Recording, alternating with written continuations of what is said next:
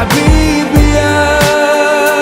يا محمد، يا رحمة للعالمين يا محمد، يا من حليت حياتنا بالإيمان، يا من بجمالك علمت الإحسان، يا من نورت قلوبنا بالقرآن،